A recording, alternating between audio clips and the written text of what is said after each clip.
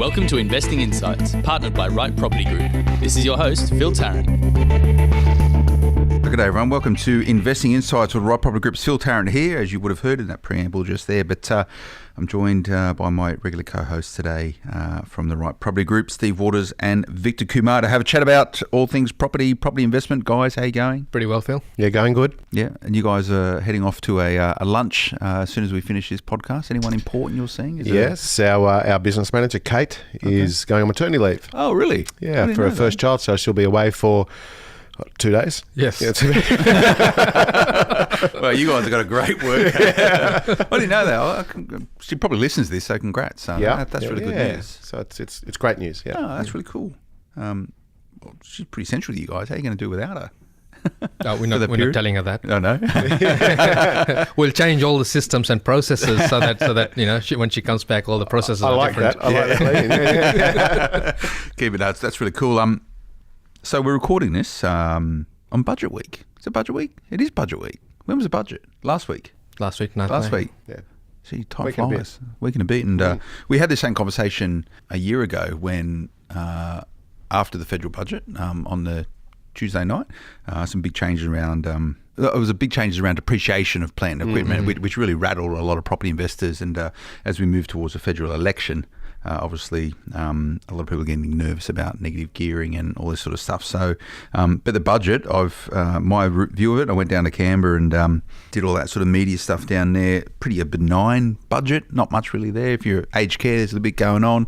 What's your read on it, Victor? Anything really stand out for property investors, or it's okay, we got left alone and we'll just keep doing what we're doing? No, I think there's been a fairly important change in terms of the budget, which relates to vacant land, particularly if you've bought vacant land for investment purposes and planning to build on it at some point in time. Until now, that the interest component and all of your expenses on that vacant land was tax deductible. But what they've done is now done a total flip around and said, actually, it will no longer be tax deductible.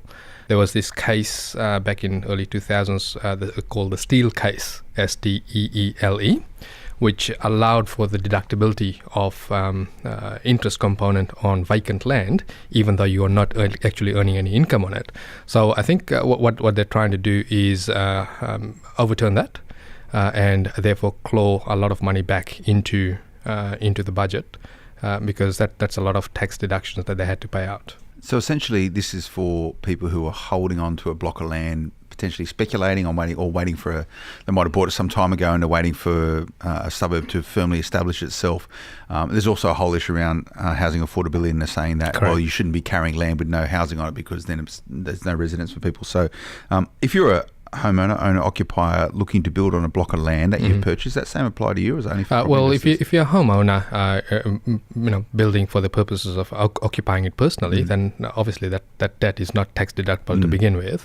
I think the sweet spot was when someone was building it purely for an investment purposes, or even dare I use the word land banking, then it's going to substantially impact them, where their holding costs simply just skyrockets. So it's either accelerate the build on the block of land and realise the purpose for holding on to it, correct, or offload it. That's right. But offloading vacant parcels of land now are going to be it'll be a lot harder. It's going to be marginal increase on the property right. price, right? That's exactly right. Yeah. Okay, interesting.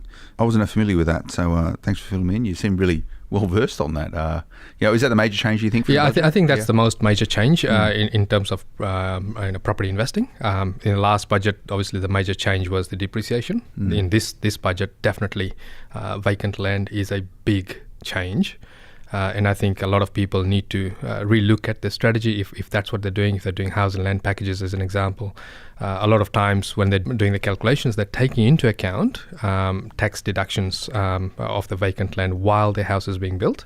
The way I'm reading it, while the house is being built, you can't claim the deductions anymore of the vacant land. Of course, we still haven't seen the finer print. It hasn't quite gone through with the minute details of it.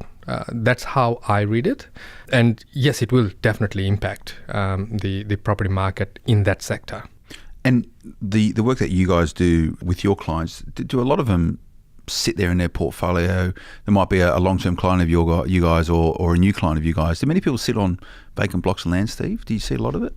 No, not generally speaking, especially those that are perhaps beginning the journey, so to speak, or in the mid-ranges of creating the portfolio. But those at the other end who have been doing it for maybe 15, 20 years, some of those people do hold large portions of land for land banking. But there will be, for the most, some sort of accommodation on it to absolutely. To keep it going. And we've sort of spoken about this in our portfolio, a bit off topic from this podcast, but we're at that level now of sophistication maturity when these type of opportunities start looking more attractive. But to your point, you need to have something on there generating an income. You need to be generating income from it. Something is better than nothing. So you just put like a caravan on it and say, it's a house, I'm renting it out. Is that going to quantify? Check with the accountant. Anyway, we're not here to give that sort of advice, but we were chatting before we come on air just about... I always enjoy, we do this podcast, Investing Insights, the Right Property Group, every single month. I really enjoy it. Very different from a lot of the other stuff we do with Smart Property Investment. And, we like to dig deep into a lot of the issues around property investment. And just really, often we just maybe cover quickly different topics, but this allows us to really dig down. And if you didn't listen to our last one, episode 18, why renovation may not help your valuation, but really good discussion around renovating properties. And if you're new to this podcast, go back, listen to all the old episodes. There's a wealth of knowledge in there. But for me, this is very easy to do this podcast because I just rock up, we have a chat with you guys for half an hour, but there's a big engine behind making this happen all the way through, our team and your team coordinating times, the topics, etc. But also what happens after we produce this podcast, a whole bunch of stuff happens, a big process associated with it. And it got me thinking about that process. And the process often is quite boring, but it's absolutely necessary to achieve the right outcome. But if I put that into a property investment speak, the process, staying true to the process, following the process and making sure that you tick all the boxes off in a particular sequence to get to a particular point, that's how you become a great property investor. Is that a fair analogy, Steve? I think it's a great analogy. Often the process is, never shortcut the process, is the bottom line for us. We always say that. But if it starts to get exciting, well, then you're probably doing it wrong. For us, it's all about how boring can we make this, because the more boring it is, the smoother the process. The boring bits are the important bits, really. That's where you'll make routine will set you free. Process will set you free. It's where you can either make the biggest mistakes or you can get the greatest gains. And I fall victim to this. Like most property investors, you get excited about the exciting bits, and that is the buy or whatever it is. But it's all the other stuff that you need to get right, particularly in portfolio management, that can really change the outcome of your portfolio. Going back to our initial chat before we come on air, and we're going to start doing this a little bit more. I think there's a bit of a perception that these are really scripted, these podcasts, and so we're going to video a couple of them moving forward, just to let you guys have a look at how we do this. And I've got a piece of paper in front of me, and I've got written on it episode 19, and that's all. That's the extent of it. And Steve and Victor have a coffee in front of them. We should really do these on a Friday afternoon. Maybe have a beer, might be a bit more interesting. But so these are very organic, and we like to keep it that way. Me in particular, because it allows me to be a lot more exploratory in the way I think about a particular topic. And today I want to focus on this process thing because I've been thinking about it, but about how you can change your mindset to make sure that you don't get bored by the process, that you need to embrace the process, dominate the process, and make sure you got the right people involved in staying true to this process so you can achieve what you want to in property investment. Victor, if we're going to go sort of, a bit of a backbone for this chat, the process. What is the process for you as a professional investor and someone who assists other investors? What do you deem the process? Well, the process is actually the entire journey in that sense, right? So one of the things that most people bring to the table when they're starting to invest is it's more ad hoc, right? It's very haphazard, whereas it needs to be very regimented. Regimented in the sense that you need to do A before you do B, as an example. So obviously the first thing that needs to happen is that you need to be working out what are you aiming for, and what team members are you going to bring together to help you achieve that, so that you're all then pulling in the one direction. And that's what often what I find is with the budding investors and particularly those that have just started listening to podcasts and getting some real education behind them, is that they may pull the trigger a bit too prematurely without actually thinking it through, because there is a lot of moving parts to this process in the sense that not only are we planning where we're buying, what we're aiming for, once we've got the property, depending on which state it is, it has a slightly different process in terms of the contracts and how they work, particularly your cool-off periods and so forth. And then once you've obviously got the property under contract, what happens from there? You've got some milestones that you need to meet. You've got some pertinent searches that you need to do. How do you communicate with the solicitor? What's the mode of communication there? And then, of course, what happens before you go unconditional? What's the process there? What are the various things that you must do? And what are the things that are good to have but is not absolutely necessary? So we need to identify those things. And then, obviously, in terms of checking the tenancy details, or whether it is tenanted, or what needs to be done to get this property tenanted. And then from there, you're actually moving towards the settlement. So there's a bit of, in most people's mind, there is a bit of a lull period from unconditional exchange of a property to settlement. But the reality is that there is a lot of things that need to happen in the background, which is part of what we do at RPG, is there's a lot of work that happens in the background in terms of a purchase without necessarily exposing the client to the myriad of different things that they need to be across. And one of the most important ones is making sure that the conditions in the contract, depending on the state and so forth, what you've negotiated is actually adhered to. And then come settlement day, you're actually re-inspecting the property. So, a lot of people are not actually across that, in the sense that, yes, it's unconditional exchange, the property is still going to be there. Maybe it's not in the same condition as what you exchanged it on. Maybe the tenants put a few holes in it. Maybe the vendor that has vacated the property has left the property totally dirty and left a lot of stuff still behind. What's the rhetoric back to the solicitor, to the agent, to make sure that it doesn't become your problem? And then from there, once the property then settles, then there's different avenues you go down, such as if it is vacant, what needs to happen, which agent, how are you going to keep across the agent in terms of, so I'm talking about the property manager, how are you going to keep across them in terms of whether they are actually getting traction to get it rented out in a quick, easy format.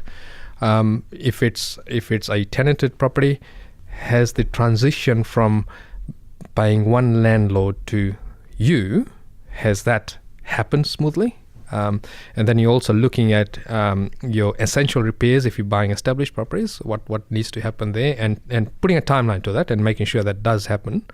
And then from there, it's simple housekeeping from there in terms of consistent reviews of your portfolio, whether it is if you're buying rapidly, whether it is a monthly thing, or if you're buying a little bit on a more sedate pace, whether it is a 3-monthly or 6-monthly process, where you're reviewing the performance, and you're also then setting in motion what you're going to do next.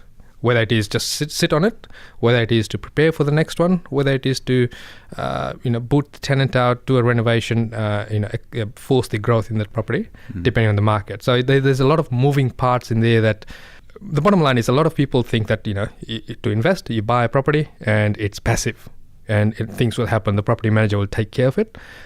There's a lot of things that you need to have your finger across. And to that point, I in the weird world of my brain and how it works, I'm very compartmentalized, so I'll approach different things I need to do based on when I need to do it and its importance and relevance to me. So, but just to visualize this process, the way I'd see this is, I guess with property investment, there's two processes underway simultaneously. It's a process of the wealth creation story, as in why you're doing this, and you go through accumulating property, letting it simmer and let it grow, and then the retirement phase where you potentially sell down and draw an income from it. But running parallel to that is all the the individual task associated with portfolio creation. Correct. And you've just gone through that right now, the buying process from identification of what sort of asset you want all the way through to the management of the property. And that is that's complicated with a lot of moving parts. So, my mind works as in one big Gantt chart, right? You've got these different things working at different times and ticking off these processes as it happen. Question for you, Steve. Working with property investors who are new to the game or have large portfolios, what are the skills and traits of people who embrace and manage process better than others? Are they proactive? They know what they're doing and they find time to actually look at it, or what are the tools they're using? Well, if I came down to a personality type or a job description, perhaps, engineers, we find to be very, very process orientated, and that's really good for us. Makes it very easy. Those that are self-employed fall into two categories.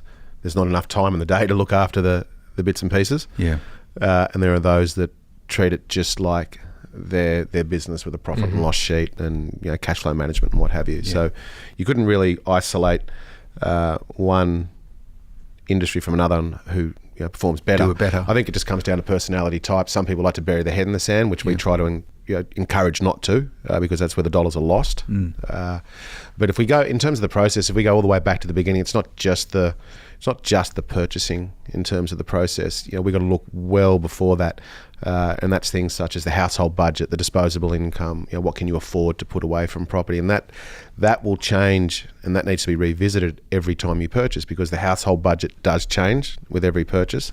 There might be also exterior circumstances, schooling and what have you, other expenses. So whilst it's repetitive, it's all still part of the process, and it needs to be revisited all the time. I think it's important to point out that the actual purchase is a very small part of that process. Yeah, the smallest part, to be honest with you, because there's a lot of planning in terms of process beforehand.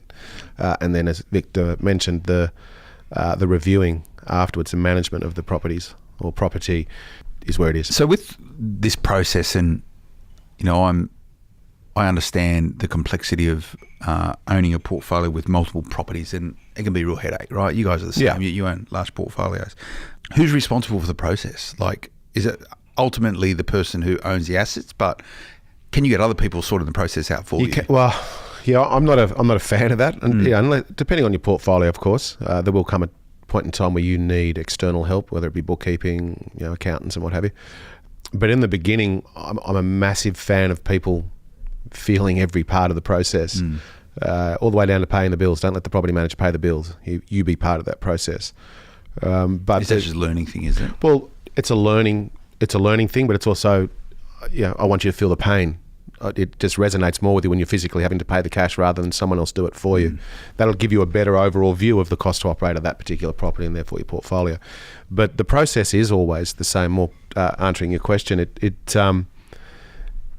it only changes at perhaps different at different parts of the life cycle, whether you're in the pay down phase of the property or the portfolio. But the larger it gets, the more help you will need.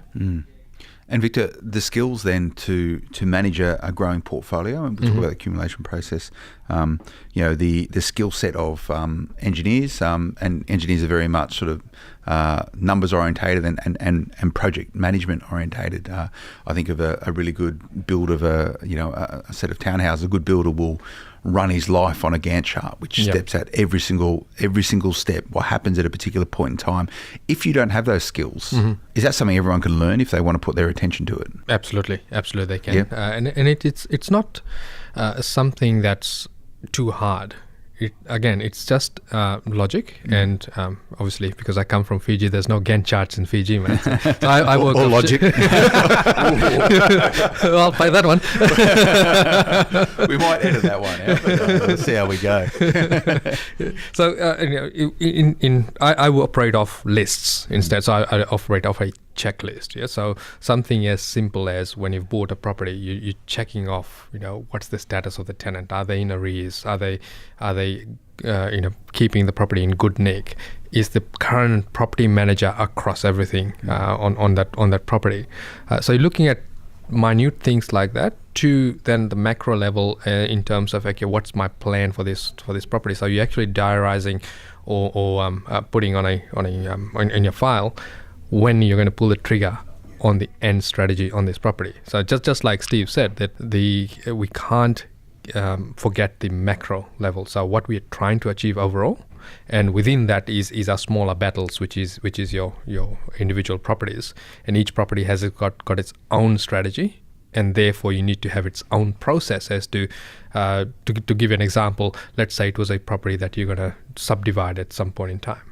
The process then would need to be when are you going to identify the right time to subdivide it, and then who are you going to lean on, and what's the process there. So you actually need to understand the subdivision side of the process. So you're adding something new to your portfolio at that point in time, and the best thing is to then lean on people that have already done it before, and it is sort of second nature to them, so that you're not reinventing the wheel.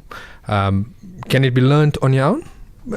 I have, but it comes with a whole lot of mistakes that you make, and the biggest mistake you have is the time factor, the time it takes to get across what really needs to happen.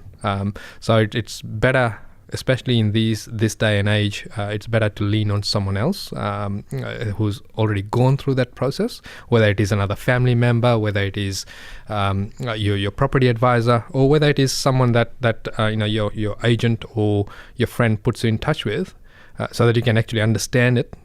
Because once you understand the concept, not the finite details, the concept behind that process, you can then engage the right people and the right channels to help you unfold it. So just to help with this visualization, this process again, is it linear, i.e. Analogy, let's use a train line, right? You start at X and you end up in Y, or is it like a train network? And I don't know if you've ever seen a picture of the London Tube map. There's a whole bunch of linear things going different directions, but it's a big, you can go here, you can go left, you can go right, you can go wherever. Look at it. Is that what the property process Look, is? I think property investing is like a spaghetti bowl, right? You don't know where you're going to end up, but you're going to end up somewhere so long as you keep it focused, right? So you got to adjust for what's happening in your life, as Steve said, and you've got to adjust for what's happening in the property market, finance as an example. So it is never linear, and the end goal could be pushed out.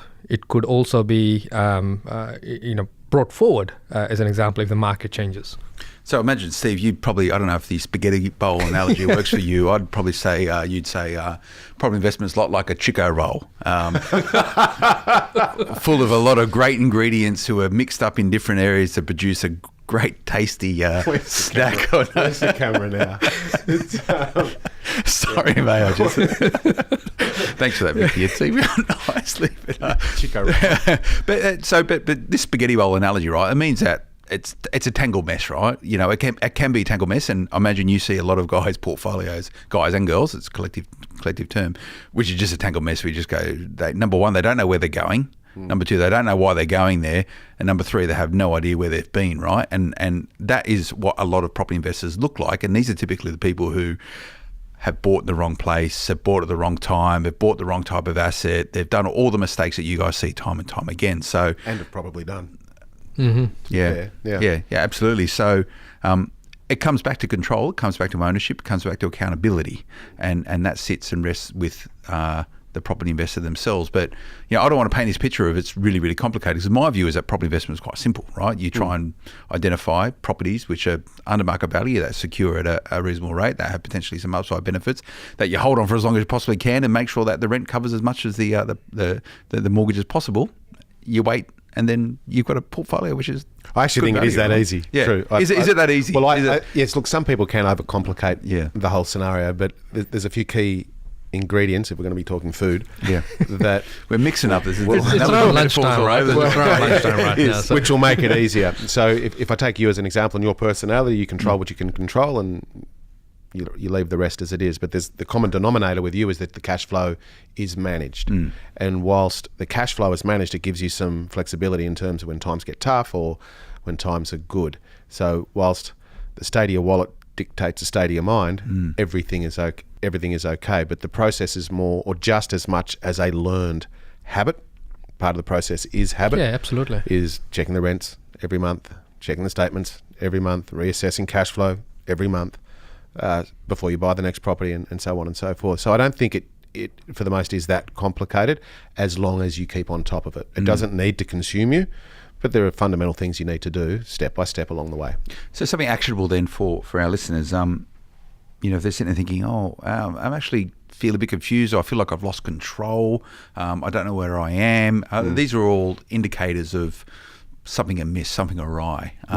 So taking back control, I guess, is something we can talk about. So would you suggest they sit there and actually write out what they think the property 100%. Investment process is, and then work out where they fit within it? So if you're feeling that way, then stop. Yep. Like, don't do anything else. Park time aside, and it is this important, park time aside, where you can go through the numbers accurately. Don't do it in front of the TV. No, not in front of the TV, not in front of the kids, not in front of anybody else. Like, not at work, at lunch. Like, you will need to park a weekend aside if you feel you're that much out of control, and just go through the numbers left and right, upside down, inside out, whatever it may be, and that'll give you a very clear picture with where you are. Because the worst thing that you can do as an investor or as a business owner is actually not know where you are. And usually, once again, that's revolving around the cash flow. So, Victor, what would be the symptoms then of someone who is not controlling the process, but the process is controlling them? That's an interesting question. That's a great question. A really good question. So, Dr. Phil. We're going to have a hug after this, though. No, we won't.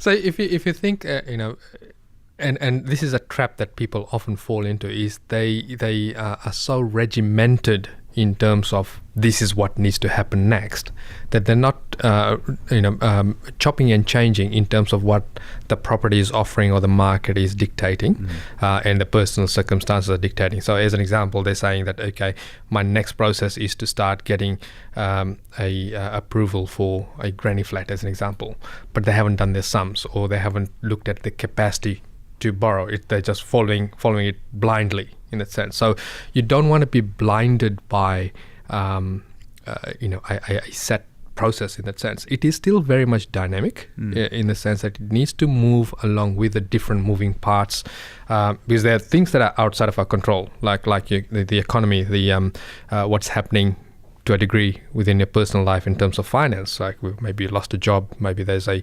addition to the family coming up, and all that sort of stuff. So once you start getting those anxious moments where you're thinking, hang on, my plan was to buy a property this month, and I must now buy a property this month, I think you've let the process take you over, as opposed to you managing the process, because the process is, in that sense, in terms of, in this particular case, which is the goal to buy the next one, can be pushed out. I mean, there's nothing wrong with delaying your next property, so long as you're not just delaying for the sake of delaying it. You need to make sure that it is still financially safe to acquire the next one, or to implement the strategy for the particular property that you've bought.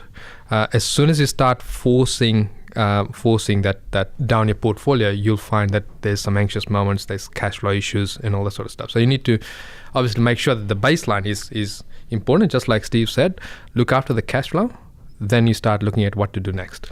So it's okay then for your process to sometimes be a bit fluid. Yeah, so absolutely. It has to be. Depending where you are in any particular cycle, whether you're looking to acquire more property or do a development or whatever, it's all right just to go, you know what, I'm sort of comfortable with where it is right now, and I've gone through this myself a bit, and go, well, yeah, I don't worry too much, it'll be all right, or the headline benchmarks are okay, and I'll just leave it alone and don't worry too much, don't overstress it. That's okay. Yeah, that's fine. I think that the a couple of things that should not be changed is looking at your statements monthly and making sure that that rent's actually coming in. So you need to absolutely be across that. Certainly looking at your entire portfolio and then your goals. At the very least, twice a year. To see where you're at and what the next step is. Because once you stop looking at things regularly, so in terms of habit, life takes over, and before you know it, a year, 2 years would have gone by before you've really looked at what you started to build up, and therefore it's really making sure that you're still keeping on track, right? So don't get into the habit just because you're giving yourself the permission to be fluid with the process. Don't fall into the habit of pushing it too far back and be too laid back about it. At the end of the day, the more attention you give to the portfolio, the more success you'll have. And sometimes the attention is as simple as taking a conscious decision not to buy any further properties this year and regroup the following year. And you touched on it very briefly when we started this conversation, Victor, around this team of people you can use to help you with this process. Buyers agents or property strategists like yourself is a key team member, obviously mortgage brokers, your accountant and stuff. And the way I view this team of people that we use to build our portfolio, and I talk about it a lot on the Smart Property Investment Show, is I know where I'm going, and I stress test where I'm going based on the input of the team of people I use, and obviously I use you guys, my buyers agents. But it sort of swings both ways, because often as you embark down a process of creating wealth through property, you can meander a bit, you can get lost, you can, life catches up, all this sort of stuff. So is it fair to think, and this is why I operate, but it's fair to think that the people that you use who is on this journey of you toward what you're trying to achieve can give you a bit of a kick in the backside every now and then and say, come on, you're losing focus, you're losing your way, you're not doing this.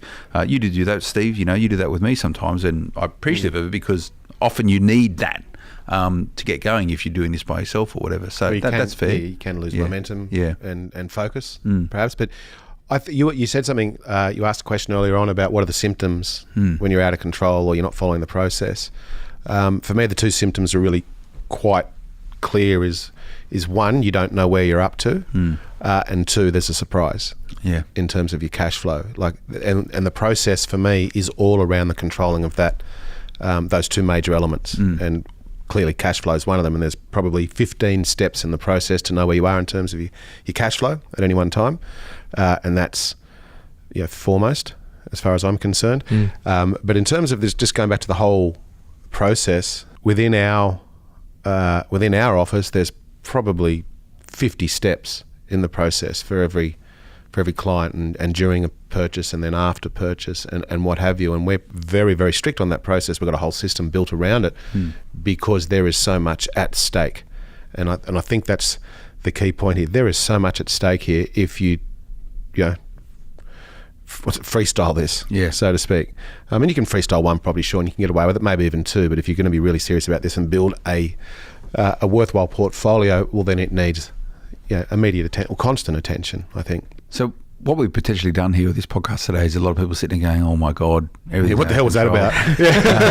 What am I doing? I've lost control. I'm a passenger rather than I'm driving this train." To use train analogy again, I'm sitting on a carriage somewhere rather than I'm the guy at the front working out where we're going, and I'm in control, responsible. So, and for many people tuning in, this might be a good wake up call. Say, get your shit in order, because you're responsible for what you need to do, and the only person who's going to make sure that you're going to achieve what you're going to achieve is yourself. Not to say there's going to be people out there to help them. So if you're one of those people, what do they do right now, Steve? They go, this might be a light bulb moment. Sit down, look at your numbers. To assess the situation, and then just be real about it. Don't try and fudge numbers or don't try and compete with someone else. And don't try and compete with someone else, because that's not their issue, right? Huge. Get off social media and don't look at all these other bazillionaires making money in a year on a property, right? Yeah, just focus on what you can control, and that is part of the process. And just relax, get back in control. It's not a race. And to go through that exercise of reviewing your portfolio right now, and potentially looking at what this process is. You spoke about 50 steps, right? That's a lot of steps. If you don't know what those steps are, how do you go and find out what those steps are? Well, you can either create your own process, which is it's okay, awesome, or you just leverage off other people that do it, and have already created a process around an end result, and everyone's process may be slightly different. But there's nothing wrong with doing it yourself, as long as you can find that perhaps initial information, and there's so much information out there. It's all free. The internet's a wonderful platform now. It's just finding that process that suits you and your risk profile. I think, Phil, because you're the king of analogy. Yes. One of the analogies we can use over here is buying a car. Right. Okay. So when you buy a car, a few things about buying cars. Yeah, a little bit. Yeah. It's turning to be an expensive exercise. So once you've bought a car, Yeah, the idea is that you want to service it regularly, right? So that gives you the longevity, and certainly then you don't get, you don't break down in the middle of the highway, right? Property investing is exactly the same. You've bought a property, you still got to do the servicing. Servicing in the sense of finding out where the cash flow is. Servicing in terms of, okay, what's our next plan with the property? What's our next acquisition in terms of the portfolio? So it's really important to have those touch points.